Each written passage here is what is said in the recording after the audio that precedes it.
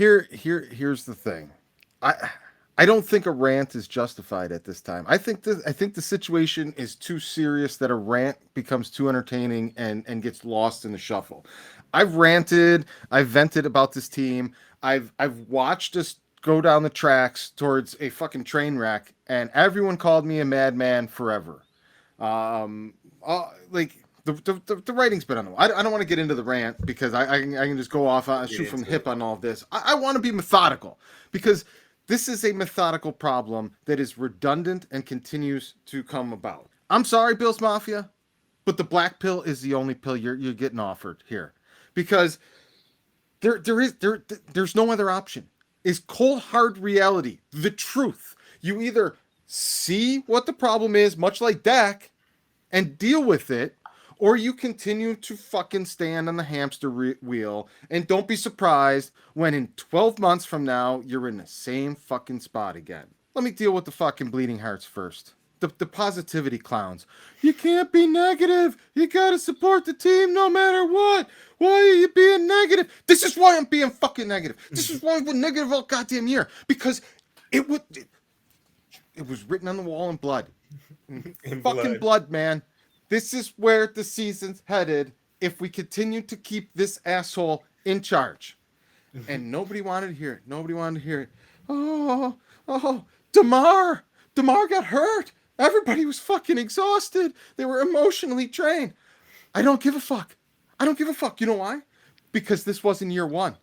This wasn't the start of the window.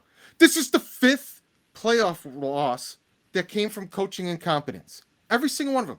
Everyone, he got to the playoffs with Tyrod Taylor. He got to the playoffs with Tyrod. Tyrod was loaded with freaking weapons to start with. All went on and did great everywhere else. And what did they do when they got to the playoffs against fucking Doug Marrone, of all people? 10-3, they lost and wet the bed. Didn't show up. What did we see 6 years later with Cincinnati at home? Shit the bed. Didn't show up. Complete lack of energy. The same problem. That's not a DeMar problem. That's not a this season and the adversity problems. That's ingrained fundamental problem. What did we see in Houston? A 19-0 collapse. Why? Because we started coaching scared. We acted like little bitches. And freaking down we go. What do we see in the first KC game? Let's kick field goals against Patrick Mahomes in Kansas City. That'll go great. Excellent. The next year, it took us to the 4th quarter to realize we're in a goddamn shootout. Luckily, we got Superman for the day, and he's going to go apeshit. Oh, you can fuck that up too? Of course you can. That should have been the line in the sand. That should have been, we've seen this story 4 times. This asshole's clearly out of his element. And I'm way off book here. It's rant time. I didn't want to get there, but here we are. Yes, we are here. What? Everyone was so furious last season with the 13 seconds thing. And then they wash it all over. Oh, that we learned from it. We learned all the cliches, man. How much can you learn? I'm sorry. They say the same thing down here. We learned. Nigga, we ain't learn shit. We learned to lose. It's the same mistakes. It's the same mistakes. The dude's kicking field goals, but just like the Monday night game that got washed out. Boop, Bengals go right down the field, opening possession, touchdown, no resistance. We come right back down the field, get it in the red zone, 4th and short. Let's kick field goals here. Again, because we've got a defensive coach that's in total denial of when his defense can't stop the offense, which is in the playoffs. So, let's kick the field goal. And then what happens? Then now we're down freaking 10 points, and it's 4th and fucking 2, and they've already proven they can go up and down the field at will on you. And everyone in the entire world knows if you kick this ball back to Joe Burrow right now, he's going to go right down the field, and you're going to be down 17 points, and that's all she wrote. 4th and 2, boop, punts it away. 10 minutes later, the ball's in her end zone again. This man coaches like he doesn't understand who his quarterback is, that his quarterback is one of the best in the league. And you can argue what layer of level that Allen is, but you have your horse. He's your stallion. He's your freaking team. You coach around giving the game in his hands, not your freaking defense's hands. Nobody gives a shit about your defense. You top defense every single year, top defense every single year till the playoffs come because you lump up on these fucking meatballs on your roster, and then we coasted through the regular season on nothing but talent, and then the playoffs come where everybody's got talent, and the difference is coaching. And what happens? Oh, we're outgunned, we're outclassed, we're outcoached. Not one of these people fucking anywhere in Bill's Mafia can tell me one strategic value that they think, advantage that they think McDermott brings to the field. Not one. Not like he's real good at how he uses clock management or timeouts, or I see him take a guy off to the side and talk to him and get him back and focused on the game. I'm sorry, but if you ask somebody, what do you do good as a coach? It's they gotta call timeouts. That's how low the bar is. That's how low the guy uses his timeouts correctly. I call timeouts right. Nigga, I don't know what you're talking about. It's a low bar that about 40% of the NFL coaching cannot cross. It's unbelievable. There's the guy in with the Broncos. What's his name? Nathaniel Hackett. Nathaniel Hackett, because he couldn't timeouts well. Couldn't call timeouts well. So here's and the problem is, all of these people are so traumatized by the drought. Oh, we went 20 years without the playoffs. We went 20 years without the playoffs. You get rid of McDermott, it's going to be right back to another playoff drought. You fucking idiots. We didn't have a quarterback for 20 years. Revolving door. No NFL caliber quarterback. You've got freaking Allen. You stand a scarecrow up on that sideline, and I promise you Allen's still winning 10 games off of talent alone. So now you have to bring something to the table above and beyond what I already know Allen can do with a fucking scarecrow. And you can't do it. You can't cross that bar. You can't add one little advantage to my team that makes us better with you on the field. Instead, you're a fucking albatross. My quarterback now has to beat the other team, beat the refs, and he's got to beat your ass. And that's just too. There's not enough margin of error in the playoffs to be able to be beating three opponents every single time. Here's the statistics. I'm going to get back on book here because there's important information that I do want to be communicated. There's a place we're going. Do you guys know how many coaches in NFL history have made it to 5 playoff losses without a Super Bowl appearance? Nah, you got right answers without even saying anything. It's fucking 0. Nobody keeps an asshole around that's just getting fucking kicked aside every season. Like, we went 13-3. We went 13-3. That's great against pop cans, and we almost choked away half those fucking games too if Allen didn't save the day. Like, the mistakes are there in the wins too, but people only see the record at the end of the season. That's true. That's true. There's 2 fucking factions in Buffalo. There's football fans who goddamn love the Bills, and there's Buffalo fans who root for the Bills. They don't know shit about football. They don't care about football. They're just happy that people are talking about Buffalo.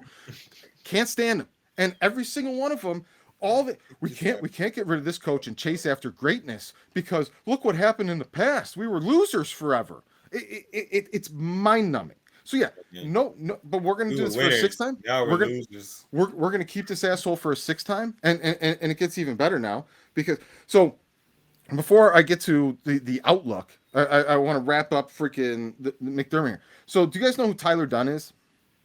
No. Tyler Dunn is a sports journalist. He writes for The Athletic and he writes for golong.com or something like that.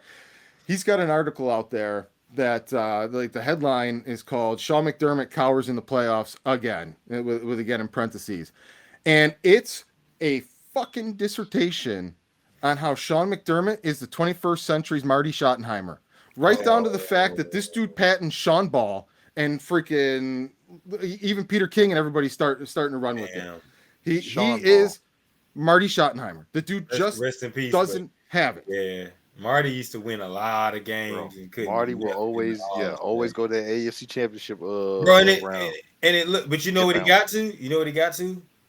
The fucking conference championship game. Yeah. Dak, Dakota. Mike Florio put out a thread that just eviscerated McDermott and how gutless he is in all of these key situations and with his decisions. There's a screenshot going around from the game. It's 3rd and 4. 3rd and fucking 4 for the Bengals. Trey White is 8 yards off of his guy, and the other 3 corners covering wide receivers are off the fucking screen. You can't even see them on screen. They're playing so far back in the snow on 3rd and 4.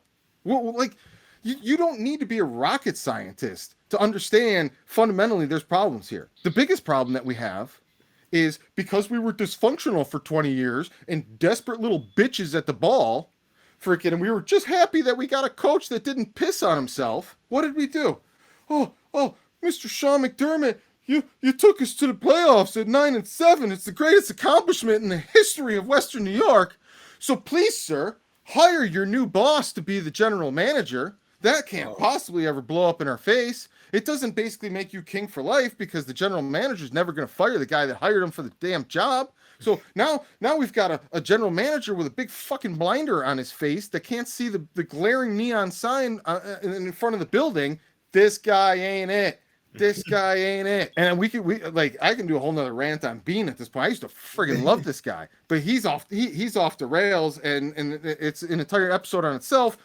But we got to touch on the end of season wrap up press conference where everyone's all over Twitter. Like, BillsMafia is just fucking cannibalizing itself over all of this shit because so many people finally realized it's the coaching staff, and then there's just the friggin' morons. But the drought. We can't ever get rid of this guy because of the drought. So that's true though. Drought fans, shut up. Because it's better to suck and be sold on the hope of the draft than it is to be there and lose. And not there and lose and be like, we almost had it, but there and lose and no. Like, damn. Like, we ain't doing shit with this squad. First of all, like, this is as far as we go. Stop looking backwards like fucking losers. Only losers look backwards. This is the team we have now. This is where we're trying to go ahead of us. What is stopping us from getting there? Not what is holding us from sliding back to there. Because that's where you're going to go if you're too busy looking backwards there. You're going to end up right back there. And they're determined to do so. Here's the other wonderful bullshit of this entire equation. There were 8 teams in the playoffs going into this weekend. Guess how many of them dragged an archaic defensive coach into the game as their head coach? Raise your hand if it's fucking Buffalo Bills.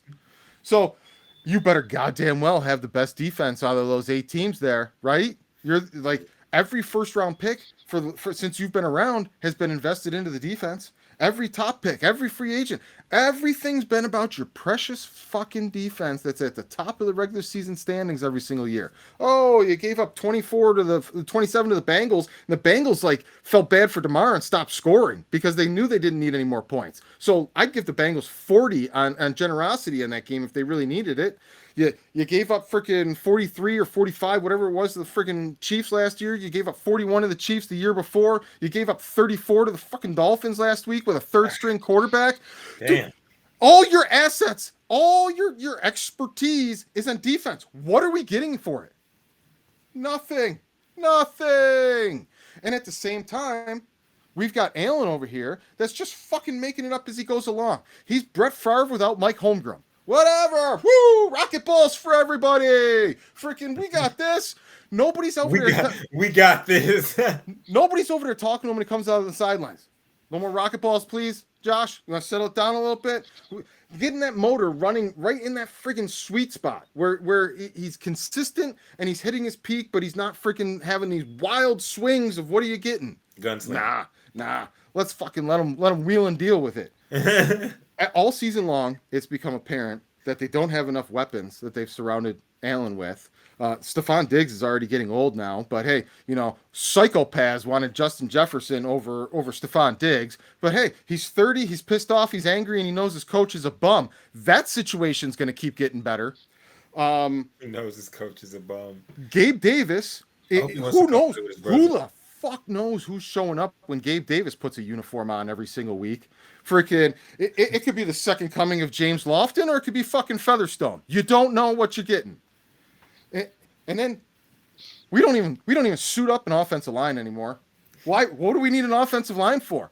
Let's just give the ball to Josh and see what he does with it. These guys roll out a bunch of backups and fucking bums off the practice squad because they got so many injuries, and we don't even sniff their quarterback. Allen Allen can't even get to his drop back on a 3-man rush. It's fucking mind boggling. Yeah, that's true. And then so okay, we need more weapons. We need freaking an offensive line, and we've got a coaching problem. And oh, by the way, we're way the fuck over the salary cap. So what are these two morons come rolling out there for their post-game press conference doing? So guys, that fucking DeMar situation. Whoo, boy, was that a bummer, huh? Well, we're just gonna run it back because we don't really have a lot of cap space. And, we're probably not going to re-sign Jordan Poyer. And Tremaine Edmonds is probably going to walk and go to the Dolphins. But, we got a lot of faith in the people that we have in this room that something's going to suddenly be different and better next season because DeMar didn't get hurt next year.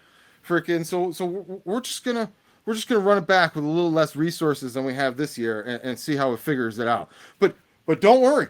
Don't worry, guys, because fucking Bills head coach Sean McDermott has a message for the front office and Josh Allen about what it's going to take to get to the Super Bowl. This fucking guy knows, right? He's proven he's got it all figured out. Hey, everybody but me, I've got it all figured out on what you guys need to do to get us to the Super Bowl. Fucking piece of shit. You know what's worse?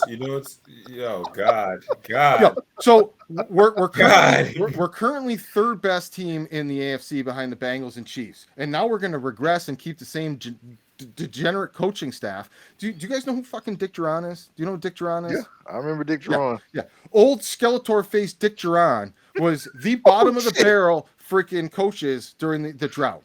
McDermott is literally a clone of Dick Duran. The only fucking difference is he's got an actual quarterback. That's it. That's the only difference between Sean McDermott and Dick Duran. One of those. We got a quarterback. We don't got one in Dallas. Well, we thought we had one. He took his makeup off. Man. Oh man. That's what Dak Prescott is. Oh shit. He's the chick you take home and looks fine, but then in the next morning the makeup's gone. You're like, oh no. Dak Prescott is the quarterback version of Sean McDermott. And here's what they both have in common. You can coast your way through the regular season on talent, and not even Dak's talent or Sean's talent, but just your overall general talent in the NFL. You can, if you got enough decent talent, you can win 10 plus games off of talent alone. True. But everyone that gets to the playoffs in a fucking watered down league with a bunch of bottom feeders in it has talent. Now, what separates this talented team from that talented team? Strategy, X's and O's, coaching, decision makings in the moment. Quarterbacks that don't throw picks. Quarterbacks that don't throw picks. Scheming your guys open because you actually built a game plan around this team you're playing this week and not just fucking spinning the Rolodex of plays and saying, let's go with that one. You asking Madden, Chris? Yep. Me asking Madden. No schemes. No schemes completely designed to this. Meanwhile, I'm watching Zach Taylor come out here and run circles around McDermott. There's clearly things schemed and designed directly to take advantage of the stuff that the Bills do and the coach's tendencies and freaking biases. And then you got all these people, if you get rid of Sean McDermott, who are you going to get? Are you fucking kidding me? You get rid of Sean McDermott, and this is the most coveted coaching job in all of professional sports. You got a team that's ready to win now. You got a generational talent that gives you more toys to play with than any other quarterback in the entire fucking sport, including Mahomes. Mahomes is great, but he's a pure passer. Allen, you can do all the damn things with. You got to run and plays for quarterbacks. You got fucking long balls for quarterbacks. Get the whole goddamn bag of tricks out there. Anybody, any offensive genius mind in the game would love to come and take over this team. Instead, they're all fighting to take over the Texans and have to build the whole damn thing up to the ceiling. Here, it's ready to go. They just need someone that's got their freaking shit in order. Does Josh Allen like Dallas? Dude, I can't stand Mike McDaniels. You guys have heard me talk shit about Mike McDaniels all season long. McDaniels. I love Mike McDaniels because Mike McDaniels made me right, Chris, because I did say that the Dolphins would finish second in y'all's division. Come on. They finished second by a field goal. They would have been in fourth. Hey, and their quarterback brain was playing boggle. So, they made it through. If you put a coach like Zach Taylor or Mike McDaniels or any of these young hotshot offensive minds with the Bills that know when's to go for it, they know when their fucking defense is invisible today, and the quarterback's going to have to step it up and extend some drives. And so they judge their fourth down calls accordingly. You do that, the Bills are unfreaking stoppable. The only person that beat the freaking Bills 4 times this year is Sean McDermott. You know, 4 times he beat the Bills. When you said all that, I was like, damn, our defense never let us down, and we still lost. Man, fuck that, damn, nigga. Are you hear all these problems they got in Buffalo? Yeah, none of these problems. So it's here's it's not us, it's you. Here's the well-spoken reality of it that's not a rant. There's different kind of teachers in this world. There's a lot of teachers that can help people go from bad to good. Just cleaning up basic mistakes, lack of organization, lack of discipline, sloppy, nobody's willing to tell you the truth. All of those little things, just being competent and not pissing on yourself like the last 5 guys did, can help take a team from bad to good. That doesn't mean you can take a team from good to great. There are few teachers who can go from good to great. Because in order to go from good to great, you have to have actually fucking been there before to know what it takes to do so. Or at least been within the... You're not making me feel no better because Mike McCarthy's been there and Dak, you still gotta do it. Like, nigga, damn. Dude, what we got? I don't want to crack the fucking invisible glass ceiling for you here, bro. But guess what?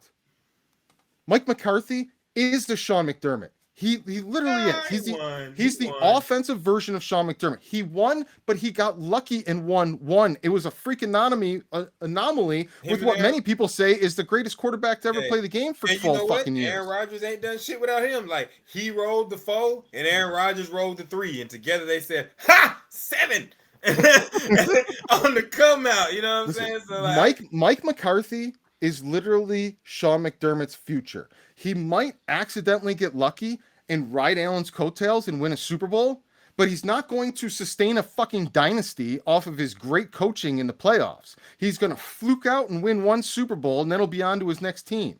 That's my nightmare scenario, is the Bills taking an entire fucking dynasty and boiling it down to 1 Super Bowl, and everyone being like, "Oh, Sean McDermott's the greatest coach ever because he brought us a Super Bowl." No, he got fucking lucky. That's kind of what happens. Well, yeah, but when you have superior coaching with a superior quarterback, you get a dynasty, like what you saw in New England, like what you see when a team wins 2 Super Bowls back to back, or 3 in 5 years, or these little mini dynasties. That's what happens when great coaching meets great quarterbacks. Like you see in Kansas City. No, because they don't have the coach right. He's literally I'm fucking Cheeseburger Andy, man. I don't know. He is the same thing as McCarthy and McDermott. Listen, Andy Reid is an unbelievable offensive mind, but he is just as bad as they are with the game day management stuff. Yes. The timeouts, the reviews, the when to go for it on 4th down. All of this stuff that is literally your responsibility alone on game day, he's just as dumb as the rest of them. Man, God bless fools and babies. Ask any Eagles fan that was old enough to be around for the late 90s and the early 2000s. Mm-hmm. Oh, yeah, they ran Andy Reid out of town before they hung him in the streets. But that's McDermott's future. But they was out there with Fred Mitchell, bro, and Todd Pinkston. Hey, man. You don't talk bad about 4th and Forever Freddy. All right, well, they was out there with Todd Pinkston. Say something good about Todd Pinkston. He should have won. He should have won at least 1 Super Bowl with the Eagles, and he should have more than 1 Super Bowl already with Mahomes. He's literally I got lucky, had superior talent, and the best quarterback in the game, and they overcame me fucking it up. That's what happens when these coaches win 1 Super Bowl with all this talent in the world. They got lucky that they didn't get in the way one time. And they would look at you and say, if should, could, and if it was a fifth, we'd all be drunk, baby. I just got to rock the ring of God. But you know who's not going to get a ring? Fucking Dak Prescott, because you let us down. Look, man, I'm going to say this. Yeah. Do you know why they lost Brian Daboll? Because Brian Daboll was the only person in the building that saw McDermott for what he was. Yeah. He was the best coach in the fucking building. And, dude, look at this. He gets to the same level in the season. He gets to the divisional round with Daniel freaking Jones and who the fuck knows on the Cowboys. Oh, I know who. Isaiah Hodgins, one of our outside receivers that we groomed for 3 fucking years and then just let sit on the freaking practice squad because we had to protect touchdown And he Jesus. brought that motherfucker in and said, "I know what you got." Jay Kumaro. Give it We to had me. to we couldn't risk Jay Kumaro going to Brian the practice Daboll did a hell squad of a because job. Aaron Rodgers loves Jay Kumaro. He'll take him from us. So we just dump Isaiah Hodgins out the back door and he goes off in the Giants land. But Dabble is literally the proof in the pudding that your coach either holds you back or makes the difference into your advantage. And McDermott It's valid. held his team back from getting to farther than he should have. Dabble elevated his team and got him farther than he should have. And we met in a fucking middle because guess what? We're 2 ships passing in the night. Ours is fucking sinking and his is freaking rising. Oh no, fuck that. Giants ain't gonna know it. Now fuck that. And so as for the comment here on Ken Dorsey, fucking Ken Dorsey's an empty suit. He might as well be the scarecrow as far as I'm concerned. He's not scheming anything that's getting guys open, anything like that. He's not fucking helping his offensive line with the blocking and stuff. But the problem is, those things don't matter when I can't even get a timeout right. Like the amount of times Sean McDermott called timeouts that didn't need to be called and then hurt positive plays for his team because the play happened and guy fucking 40 yards away called timeout. Wipe out that 8-yard gain. Yeah, it was one play. It was what 4th and I think that might have been the Dolphins game, but I remember. Yeah, it was a Dolphins game where they got 2 Can I say cracks one at the 4th thing? down because of McDermott. Can I say one thing? Dak, you ain't have to deal with none of this shit. He said, Dak, you ain't deal with none of this. You hear all these problems? Like you do none of it. Like none of it at all. And none of it at all. None of it at all. And you look worse. And it's just Worse. There's Like, no someone hope. Houseway. Like how are you? There's this no hope bad? for this getting better before it gets a lot worse, because everybody's still all in on McDermott. They all think he's the Messiah and the savior on all of this stuff. It doesn't matter how many games he fucks and pisses away. He keeps winning them off the field Super Bowls. Everybody loves and laps up those cliches in Buffalo. Nobody loves cliches more than freaking Buffalo does. But then they'll sit there and puff out their chest. We're the realest people in the country. Just don't give us that hard truth. Just don't give us that hard truth. all right, man. Playoff teams predictions after you lose. Yeah. Look at the outlook. Bright skies and sunshines and rainbows in this motherfucker. No cap, a coach that hired the GM, and freaking no offensive line and no weapons for a franchise quarterback. Watch this. We got a cap. We got money. We got an owner that has money. We got a GM that knows the players, and we got a scout that knows the players. We got talent. We got a top 5 defense. Our quarterback can't play in clutch moments. Goddamn, nigga! Welcome to Dallas. Oh, you know what else? You know what else you're gonna have in the next? We're gonna run it back, huh? You know what else you're gonna have in the next 2 seasons? What is that? 2 digs. I hope. But that goes along my plan. Give Dak so many weapons. Like the nigga can't shoot, so give him a bomb. Just Dude, Stefan's fed up, and I love to see it. I wish he'd just just break the elephant right out of the room in front of everybody. You're the fucking problem, bro. We've all played football our entire lives. We all play Madden. We all know when you're being a gutless coward on 4th down. Freaking, like, you can sit here and tell all the fans, all the people, all you want. We're going to learn from this. We are who we are when you lose the last game of the season. We all see through it, bro. The fucking emperor has no goddamn clothes.